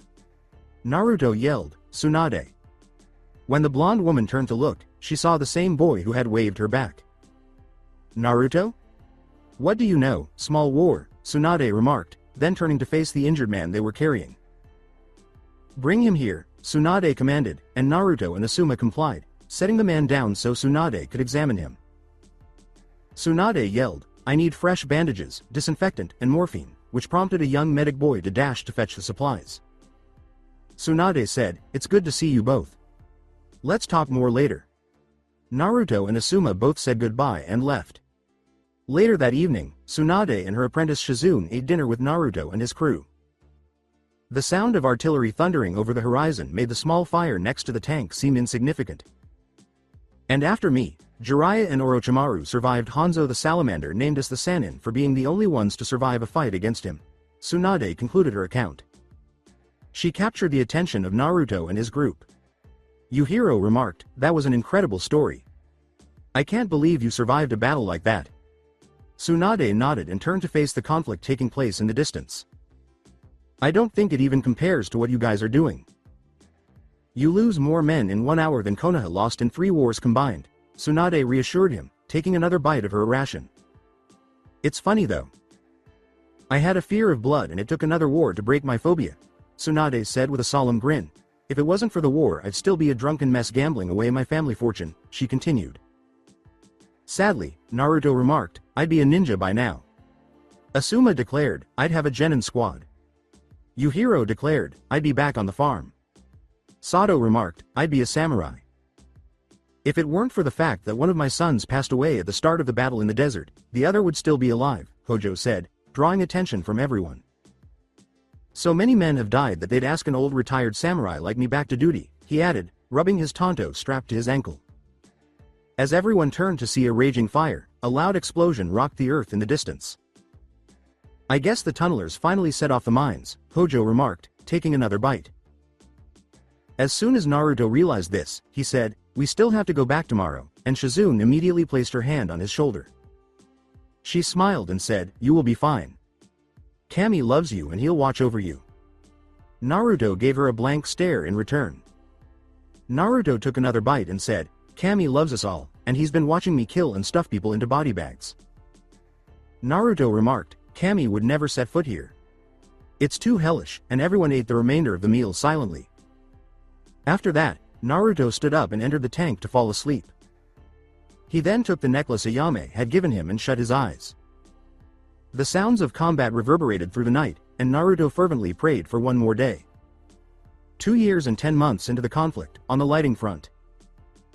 While conducting routine inspections of each post, a young lightning officer was moving along the trench. He approached a listening post manned by 2 soldiers and approached them as another explosion shot dirt into the air. The officer said, "Private report," and the private turned to face the speaker. The officer nodded as he said, "Nothing of significance yet, sir. I haven't seen hide nor hair of any fire or wind troops." "Well done, guys," the officer said. "I'll see about getting a representative." He trailed off as a bolt struck his temple. The private yelled, "Shit!" and, "S-sniper, get down." Then he looked up at his fellow guard. He yelled, "Go back and report on what has happened to him," as his fellow guard bolted. The private then raised a periscope and peered around, thinking to himself, "Where are you, you bastard?" as he searched for the assassin who was hidden. Slowly, through the muddy, terrified battlefield, a hooded sniper in no man's land started to crawl back to his lines. His cloak was now covered in mud and blood, and he had to crawl over both fresh and rotting corpses, as well as those of his allies. He crept back into the trench as he approached a listening post, where he made his presence known to the sentries in silence. After that, he got up and started to return to the CQ. He observed his comrades in the flooded trench going about their daily business as he passed by, cleaning and sharpening weapons, letting their feet air dry to avoid trench foot, and eliminating the rats that were scampering across the floor. He heard the whispers as he passed, keeping his ears open. "It's him, he's back. I heard he's up to 100 enemies Kia. I heard he's a super soldier created by the army," and so on. The hooded sniper ducked beneath the low-hanging doorway and entered his company commander's dugout as he got closer. A colonel and his staff were in the middle of a strategy meeting when the muddy, hooded figure suddenly entered. They stopped. The figure stopped, and he turned to face Recognition. He took off his hood to reveal a mask. Covered face with silver hair that defied gravity and a single red Sharingan eye. With a salute to the colonel, Kakashi stated, "Captain Kakashi Hitaki reporting in. Mission successful and one enemy officer eliminated." The colonel saluted Hitaki back and said, "Welcome back. What information do you have?" He inquired, watching as Kakashi approached the table's map. "I found 3 ballista emplacements here, and here." Kakashi indicated 3 distinct places. "I tried to navigate around this sector, but the terrain is too damaged for me to cross. I mapped out the barbed wire and the gaps that the enemy uses for their engineers," Kakashi said, presenting the colonel with a map that had numerous annotations and markings. The colonel remarked, "Very good, Captain. Return to your quarters and get some chow, you earned it." Kakashi saluted and was let go. After changing out of his muddy uniform for a clean one a few minutes later, Kakashi entered his underground lair and started disassembling his airbow in order to clean it. His airbow was a technological marvel, firing a bolt twice as far and 4 times as quickly as a conventional crossbow thanks to pressurized air. As he completed reassembling his airbow, he glanced in a small mirror that he uses for shaving. The scope on top was for longer ranges, and he was lethal accurate with his Sharingan. "Even though I've only been gone for 7 months, Kakashi felt as though she had been gone forever." Not long after Naruto and Asuma departed for the front, Kakashi, torn about his fellow Leaf Shinobi's decision to stage a coup, chose to give up his ninja status and enlist in the army. Being a former Anbu and Junin, he was put into a special program called the Scout Sniper Program. Even by the standards of Junin and Anbu, the program's goal was to develop a corps of elite scouts and sharpshooters to serve as the army's eyes and ears. All candidates went through a 2-month selection process and were former samurai, shinobi, and combat veterans from various branches. By the end of the training, which included survival and combat training as well as long marches and sleepless days, nearly 90% of the candidates had dropped out. Once selection was over, he became proficient in all aspects of sniping, including hiding and camouflage as well as how to spot and shoot an airbow. After completing 5 months of training, Kakashi was deployed to the front lines, where he has been carrying out missions ranging from killing officers and NCOs to scouting out enemy positions. Kakashi leaned back in bed and sighed with exhaustion. 121 killed in 2 months, he thought to himself. "I've been a ninja since I was 5. 21 years, he continued, gazing at the little picture of his former genin squad. "I'm glad none of you are here to witness this. For the first time in my life, I'm glad you are all dead," he thought solemnly. "I've killed half the amount of people I did in 21 years in only 2 months of war. The world can't wake up from this nightmare," Kakashi thought to himself. Then, as Kakashi was putting his pillow over his head to block out the sound, the mortars and artillery began to fire again. Kakashi sighed, thinking, "Damn lightning troops. Can't even get a quiet night to sleep." Midnight the following day. In order to be fully covered and disguised, Kakashi and 10 trench raiders were rolling around in the mud in preparation for an infiltration mission. Kakashi spoke after he had finished smudging his hair, which was particularly noticeable and stuck out like a sore thumb. "We attack quickly and forcefully, eliminating the ballista crews and sentries. This is to make room for the main attack at dawn. Do you have any questions?" Kakashi inquired. When no one responded, he spoke again. "Let go," he uttered. After 2 hours of slowly making their way through the mud and into the enemy trench, Kakashi and his platoon started to crawl through the darkness of no man's land. Kakashi pulled out 4 specially crafted throwing knives and threw them at the 4 enemy soldiers guarding a ballista emplacement as he and the other 3 men approached. As the 4 fell to the ground dead, Kakashi and his soldiers moved in and started to sabotage the ballista to the point where they could fix it once the trench was taken. All 4 of the knives struck the unwary enemy in the throat, effectively stopping them from screaming or calling for help before they died. After thinking that all 3 ballistas were neutralized, Kakashi turned to face his 3 men and muttered, "Go to the barracks and start killing them while they sleep. I'm going to take out the commander." He then glanced to the other 2 emplacements and noticed 2 dim red lights blink. "In 2.5 hours, begin returning to the lines as the attack is scheduled to take place in 3 hours, he commanded. "Yes, sir," his 3 men murmured as they started to move like phantoms through the trench, destroying any adversaries that came in their way. Kakashi started to move around in an attempt to locate the commander's digout. After 30 minutes of searching, he discovered what he was looking for. Upon entering the dugout gradually, he noticed the major dozing off in his bunk. Kakashi silently pulled out his dagger and advanced until he was standing over the major. Silently and quickly, Kakashi covered his mouth and stabbed the officer through the eye. After taking out the dagger, Kakashi turned to face the now dead officer. After glancing at him for a short while, Kakashi turned to search for any useful information. When he opened a drawer, he discovered something that caused him to pause: a Kumo headband. After putting it in his pocket and picking it up, Kakashi discovered a wealth of knowledge that he had to hide in a scroll. Just a few minutes were needed for Kakashi to wait for his men to return as the attack's deadline approached. He started walking back to the trench's edge. They quickly crawled back to their own trench after counting their numbers and realizing all of his men had returned. When Kakashi and his men arrived at their trenches and slid over the edge, Kakashi told the commander, "Mission a success, sir." The colonel, donning his sword, exclaimed, "Just in time too. The attack is about to begin. Go to the rear, get some chow and get some rest." "The infantry got it from here," he said, leaving the CQ. Kakashi and his men started walking to the back, where hot baths and food were waiting. After 3 days, despite suffering significant casualties, the army was able to capture the enemy trenches and advance the front by a few miles that day. Although it was a victory, Kakashi was not in the mood to celebrate because he knew that the war was far from over. "Captain Kakashi Hitaki reporting," was the announcement made as Kakashi saluted as he entered the new CQ, which was the former dugout of the officer he killed during the raid. "Captain, welcome back." The colonel greeted Kakashi. "I have another task for you," he said, capturing Kakashi's interest. He pointed to the area on the map and said, "While we did push back the enemy, they are now digging in the woods to the north. I need you and a squad to go recon the area. All that is visible, including artillery positions and troop numbers," he stated. "Copy, sir. I'll get a squad of 4 ready." Turning around, Kakashi said before being stopped. "Captain, hold it," the colonel ordered, tossing him a box. "Or should I say major," he added, watching as Kakashi opened it and discovered 2 gold oak leaves. The colonel laughed and said, "I put you in for a field promotion. I tried to put you in for a medal, but the red tape is a bitch." Kakashi then took off and replaced his captain insignia. Kakashi gave another salute and said, "Thank you, sir," before walking out. A few hours later, under cover of darkness, Kakashi and his squad left friendly lines to begin their scouting mission. As they approached the unknown, Kakashi had a thought.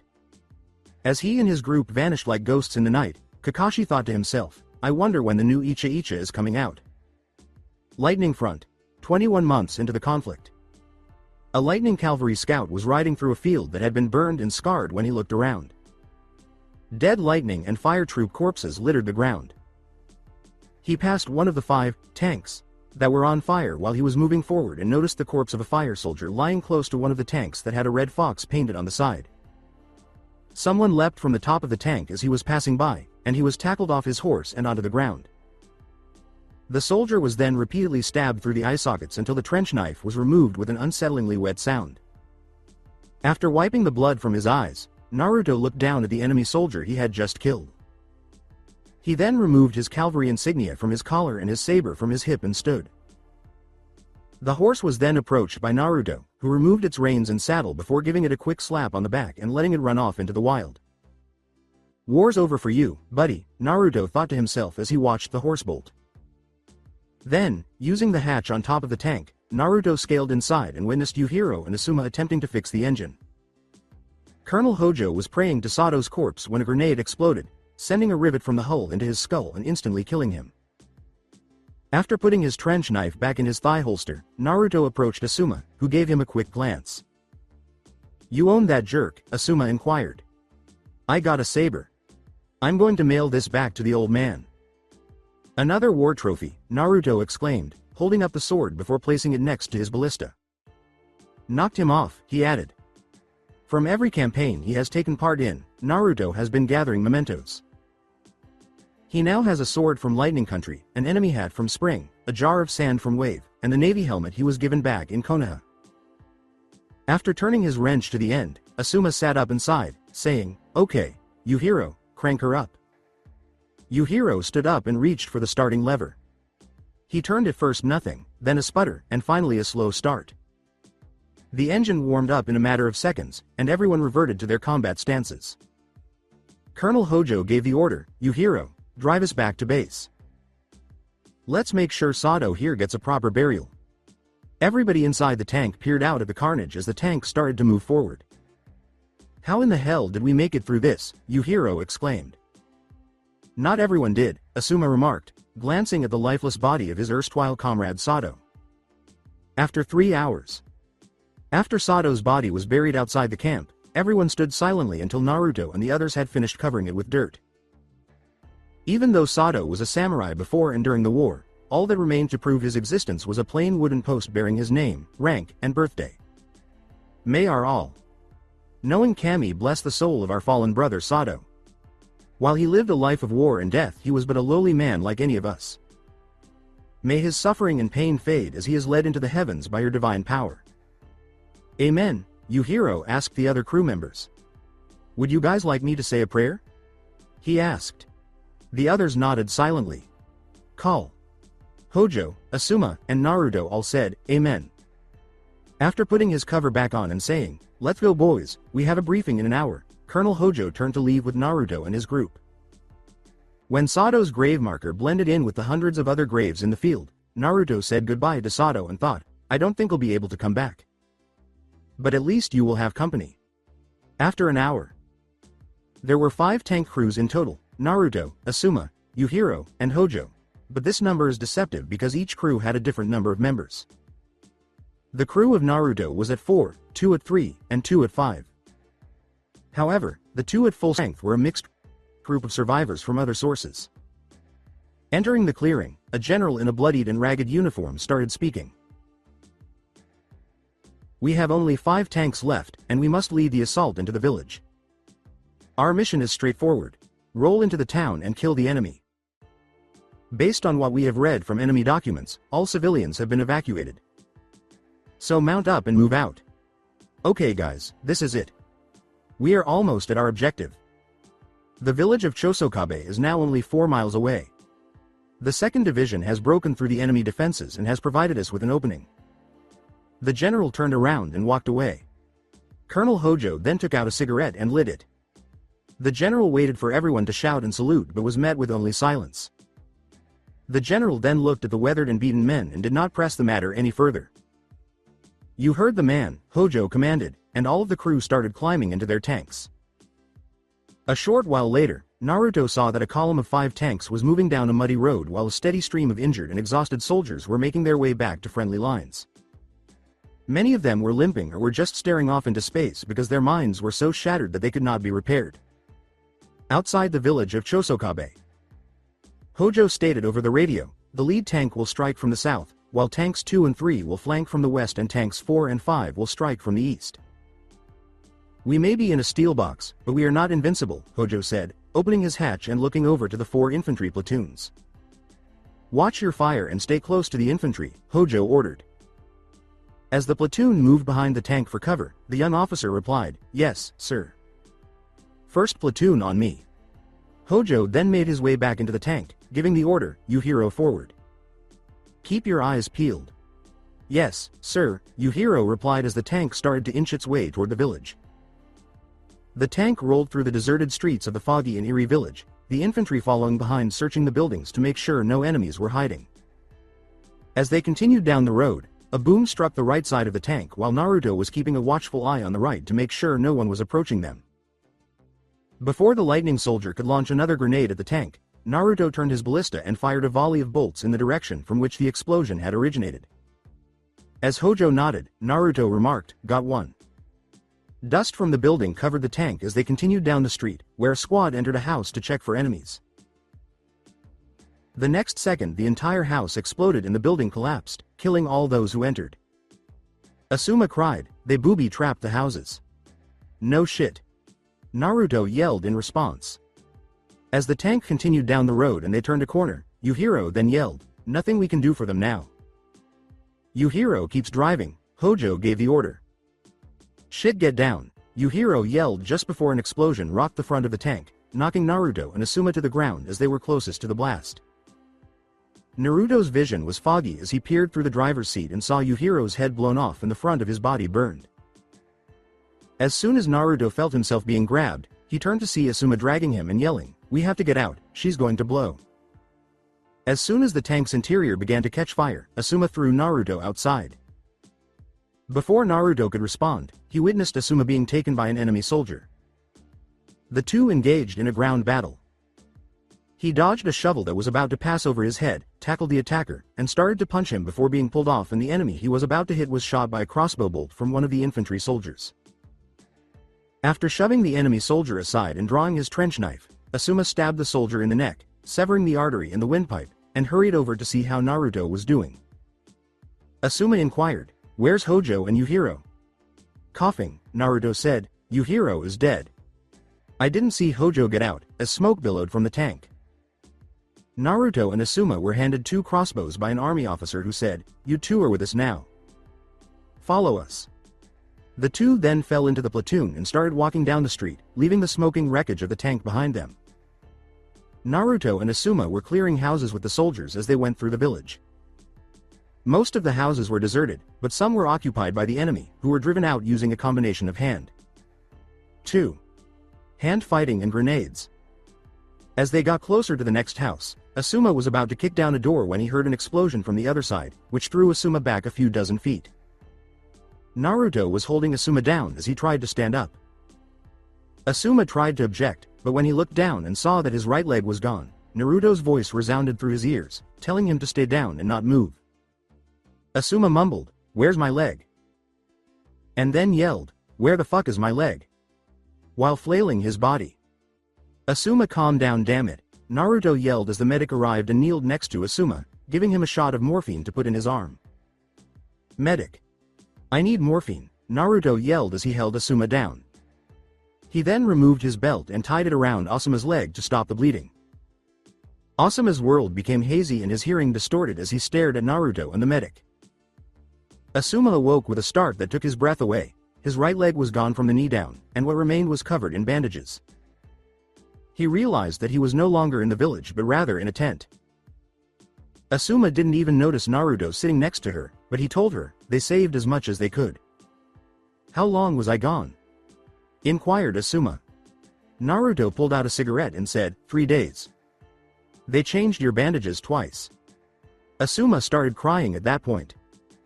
Through sobs, Asuma asked, "How am I supposed to go on? How am I supposed to go back to Kurenai?" Naruto responded by giving Asuma a hard blow to the head. Asuma started to calm down, so Naruto put his hand on his shoulder and scolded, "Stop your damn crying. You lost a leg, so damn what? Kurenai will be grateful you were alive. You can go home, get married, and all that other good shit." Naruto then said, "Go home, Asuma." Asuma asked, "Home?" as he glanced down at his leg and wiggled the toes that were missing before turning to face Naruto once more. "Home," Naruto grinned. The following day, Asuma was being loaded onto a wagon with multiple other wounded men when he noticed Naruto walking by holding something in. He then lit a cigarette. Asuma questioned, "Naruto, what are you doing here?"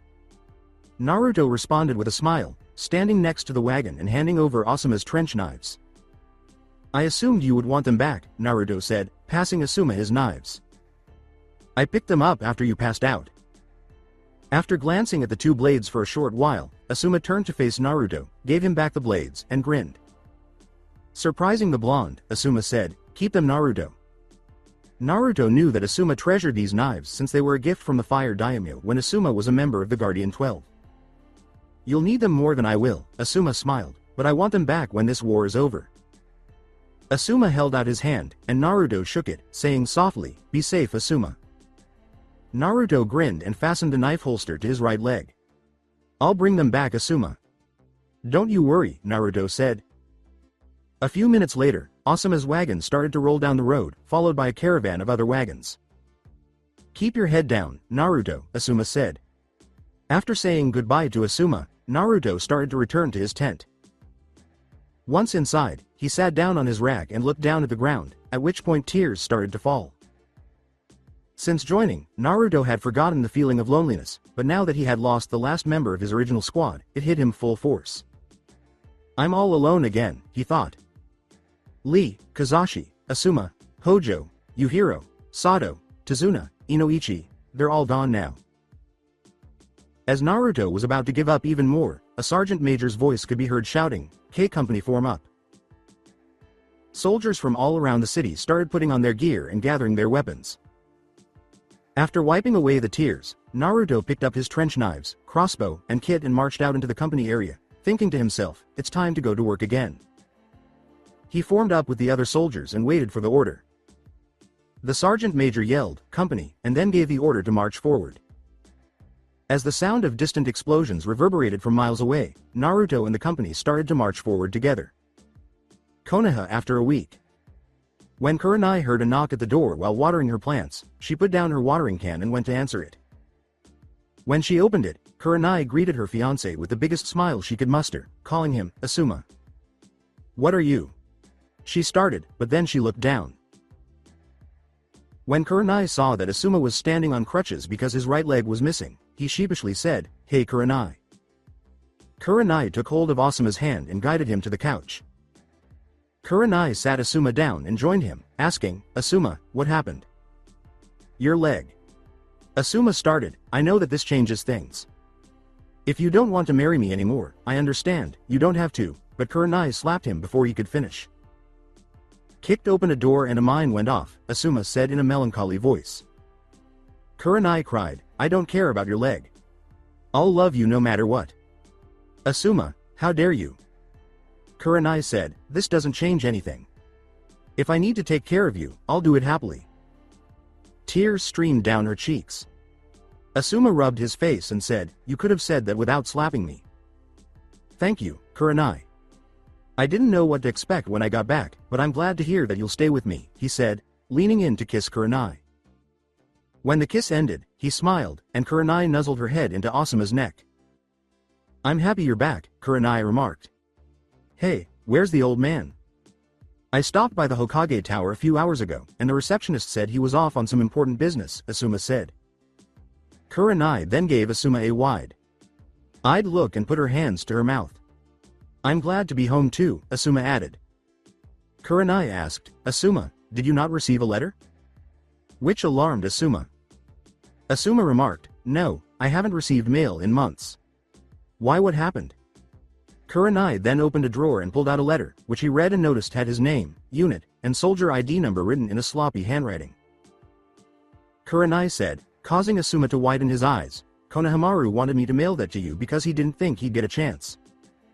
Asuma worriedly asked, why wouldn't he have a chance, Kurenai? Meanwhile, 20 miles beyond Konoha. Sitting beside his friend Udon was Konohamaru. Both boys were breathing tensely as the wagon drove on.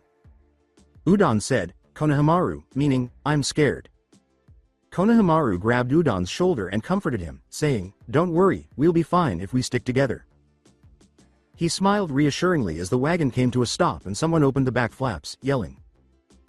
A man yelled at the top of his lungs, what the fuck are you waiting for, get off my fucking wagon. Konohamaru, Udon, and the other passengers started to crawl off the wagon. Line up, you fucking idiots. The man yelled, line the fuck up, as Konohamaru and the other boys hurried to arrange themselves into a straight line.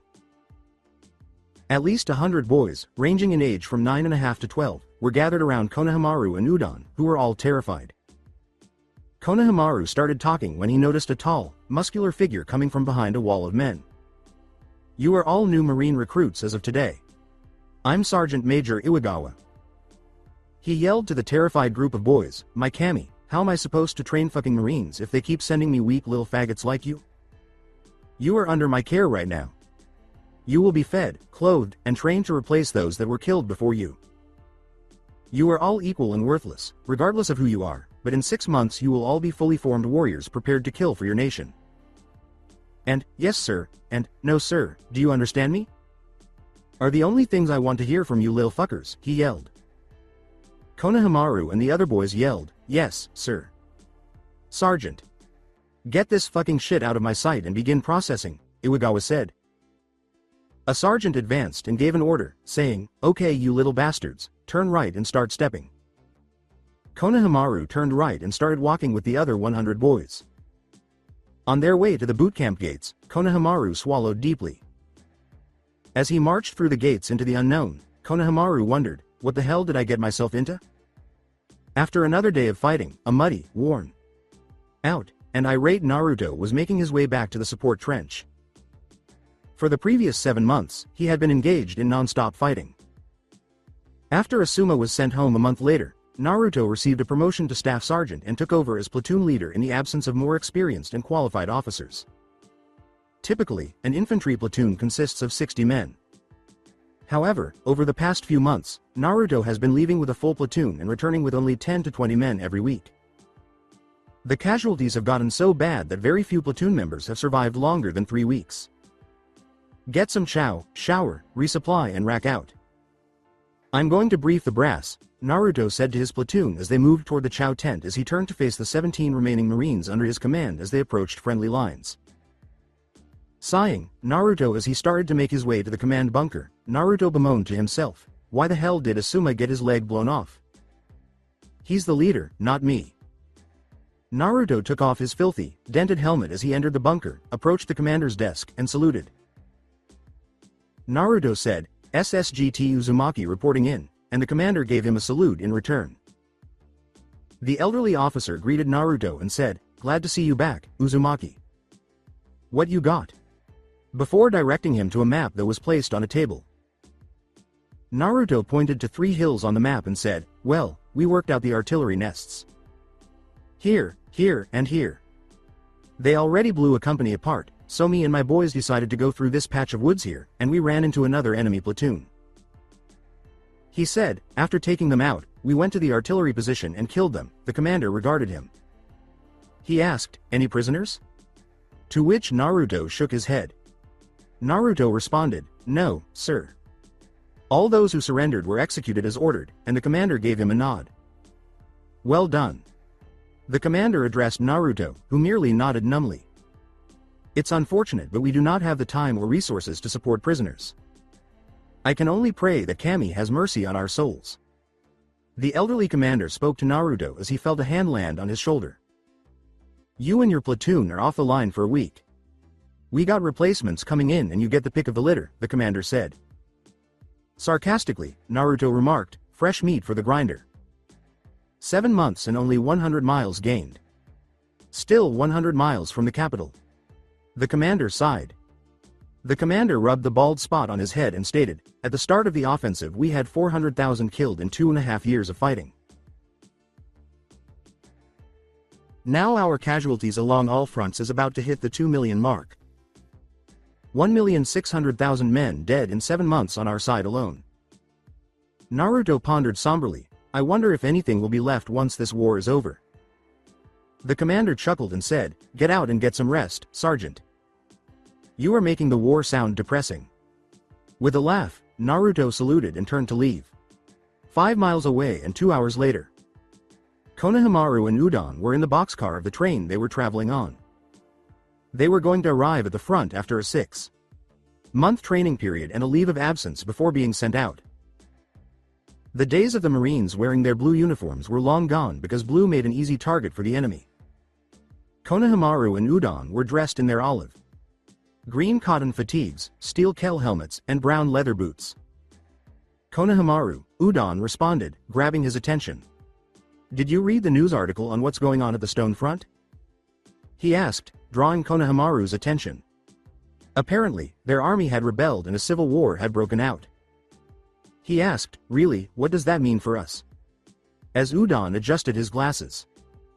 Udon put the information together, saying, it means that Stone might drop out of the war, and if they do then that means more troops will be diverted to our front. Konohamaru concurred. So the war may end quicker, Konohamaru uttered pensively, I hope it doesn't last much longer. If Stone drops out then Lightning is all alone as Snow and Hot Water Country have already surrendered, said Konohamaru. With his head down, Udon apologized to Konohamaru once more. I got drafted and you volunteered to come with me, he said, feeling Konohamaru grab his shoulder. Konohamaru grinned and said, hey, we got to look out for each other, right? We're childhood friends after all. Udon nodded. The boxcar door slid open, and everyone inside stood up as the train came to a stop. An irate sergeant yelled, "Okay, people get out and make way." After exiting the boxcar, Konohamaru and Udon gathered their group. They noticed that the boxcar they had just entered was starting to fill with the mutilated and broken corpses of fallen soldiers as they marched to their new command. As they marched off to the front, Konohamaru watched more and more wagons filled with corpses pass by. "Fucking hell," he exclaimed. After 2 hours, with Naruto. Naruto was at the depot, clean, shaven, and stuffed with food, waiting for the next group of Marines to arrive. He didn't have to wait long, though, as he and the other sergeants witnessed the new company march down the street. Naruto thought, "Here we go again," having grown weary of the procedure. Naruto read the updated roster of the 42 new replacements he would be receiving over the course of the next 2 hours of briefings. About to write them off as just more nameless bodies, he noticed one name. Sadahamaru Konoha. He led his platoon to their hooch, instructed them on where to store their equipment, and then went in search of the person he was looking for. Naruto called out to Konohamaru, "Private Sarutobi," and he responded right away. "Yes, sir," Konohamaru inquired. Konohamaru nodded in response to his question, "You related to an Asuma and Hiruzen Sarutobi?" Konohamaru nodded and gave Naruto his first smile in months. "Yeah, they're my uncle and grandpa, respectively," Konohamaru said. "And I know about you from my uncle Asuma. He said you were a solid guy." "Yeah, well, stick next to me and learn quickly. I can't promise you'll survive, but I'll try my hardest." As Naruto spoke, Konohamaru gave a nod. Konohamaru said, "Thanks, SGT." Naruto waved his hand. Naruto looked at Udon and said, "You look like a smart guy. Cut the sergeant shit and call me Naruto." Udon nodded. Naruto nodded as he said, "I'm good at math, reading maps and calculations." "Congrats. You're my new radio man." Konohamaru and Udon started to perspire when Naruto remarked, "My last one drowned in a crater. And I rather not lose another one." After saying, "Let me know if you or anyone else needs anything," Naruto returned to his bunk and opened a woodworking book that had once belonged to his previous bunk neighbor. Now then. How to stain wood, he thought to himself as he started to read. After 6 days. Once more, Naruto stood before his platoon, fear in his eyes. "Okay boys, we got our orders," he said, causing the platoon to become more alert. As some of the more experienced Marines groaned and some of the newer ones gulped, he said, "There is a hill 2 miles northwest of here that 2nd and 3rd platoon attacked yesterday. Needless to say, there is no more 2nd or 3rd platoon." As he put on his helmet and slung his crossbow over his shoulder, Naruto said, "Our task is simple. Go to the hill, find the enemy, and kill them. Most of the enemy have been taken out, so there should only be a squad-sized element there. Let's move out." Now that Konohamaru and Udon were Naruto's new runner and radio man, respectively, they moved close to him. Udon's hands began to shake, and Konohamaru said tensely, "Let's get this over with." After 3 hours, Naruto was ordered to look through his binoculars from the bottom of the hill, and he saw a crew of 5 or 6 men and 1 rotating ballista emplacement at the top so far. After putting away his binoculars, Naruto turned to face his platoon. "Enemy ballista emplacement," Naruto murmured, "2nd squad you go right, 3rd squad you go left. I'll go up the middle with 1st squad." Naruto gave an order to his 2 squad leaders, who both nodded and gathered their 20-man squads. Everyone nodded as Naruto murmured, "Let's move. Stay low and don't engage until we are close. Use your grenades when you get within range." Together with the rest of the squad, Naruto, Konohamaru, and Udon ascended the hill gradually. Konohamaru was trembling, as his nerves were starting to get the better of him. He inhaled deeply, then again, and when he exhaled his final breath, chaos ensued. A barrage of bolts brought down Kaneda, a man he knew well from basic training and had met, as he collapsed to the ground in a gruesome heap. Naruto pulled Udon behind him as he dove behind a boulder and yelled, "Get down, take cover." Konohamaru was looking around when he saw several more Marines die as they ducked for cover. Around him, explosives were rumbling the ground, bolts were flying, and injured men were lying on the ground, screaming in pain. Hamaru. Konohamaru, Naruto yelled, rousing the boy from his daze. "Get your ass in gear and move up," he yelled, starting to crawl toward the top of the hill on his bell. Konohamaru was able to see the summit and the emplacement from a distance of 100 yards as they ascended the hill. Naruto spoke up as the squad came to a stop. Naruto called out to Konohamaru, "You and I will go up the hill and take out the nest," and Konohamaru nodded. "The rest of you give us cover," he yelled as he and Konohamaru prepared to run up the hill. "Now," he yelled as he and Konohamaru dashed up the hill. After a short while, Udon and the rest of the squad started firing back at the enemy, and he witnessed both Naruto and Konohamaru leap into a crater. Naruto put down his crossbow and pulled out a grenade, saying, "Okay Konohamaru, grenades on 3. Konohamaru did the same, shouting, 1, 2, 3, as they both pulled their pins and threw the grenades as hard as they could towards the nest. After 3 seconds, they both went off, and Naruto grabbed Asuma's 2 trench knives before sprinting to the nest, Konohamaru trailing behind with a shovel that had been sharpened. Naruto started fighting a surviving soldier as soon as he and Konohamaru leapt into the trench, slashing at each other with their knives. For a brief moment, Konohamaru was preoccupied when he felt a punch to the face from his right side. After realizing what had happened, Konohamaru kicked his opponent away to clear some space. Subsequently, Konohamaru used the shovel to kill his opponent. However, the enemy soldier instinctively blocked it with his forearm, causing the shovel to sever half of his arm. The soldier was struck in the head by Konohamaru, who then pulled out the shovel and brought it down a second time, splitting his skull in half. As Konohamaru realized what he had just done, killing his first victim, he froze.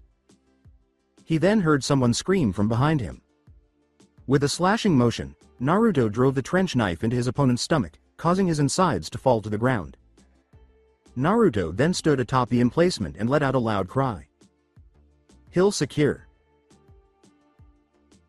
Proceed forward," Naruto yelled, turning to face a stunned Konohamaru. "It gets easier after a while," said Naruto, approaching him and placing his hand on his shoulder. Konohamaru simply nodded in response. "Hey, what's up? Hey, we have a member here." To get the attention of Naruto and Konohamaru, one of the other Marines shouted. A beseeching soldier, who appeared to be in his late 40s or early 50s, was being pulled by a veteran of the platoon. The soldier had gray hair and dark complexion. "Damn Darky thought he could get away," the Marine remarked, forcing the soldier to the ground as Naruto, Konohamaru, and the other Marines gathered around him. The enemy soldier pleaded, "Please don't kill me. I have a wife and kids." He pulled out family photos. Approaching, Naruto kicked him in the ground, holding him there to prevent him from running, and slapped the pictures out of his hand. "Those men you and your friends killed had families too," Naruto remarked icily before slitting the man's throat with one of his trench knives. As Naruto stood up and addressed his men, Konohamaru and Udon gasped in shock and said, "We are under strict orders. No prisoners are to be taken." Everyone scattered as Naruto gave the order to search the area and gather any intelligence you can find. Following their separation, Udon said to Konohamaru, "That was not right. That was a violation of the rules of war." Konohamaru shook his head. "Rules don't mean shit out here, Udon." The words, "It's killed or be killed," were spoken by Konohamaru. "I'd rather die than turn into a savage like him," Udon uttered as he turned to face Naruto and the other Marines. Konohamaru remained silent while the two boys searched the area for something of value. So that's it for today. I hope you guys enjoyed it. Don't forget to like, share and subscribe to the channel for more awesome stories like this. Thank you. See you all in my next video.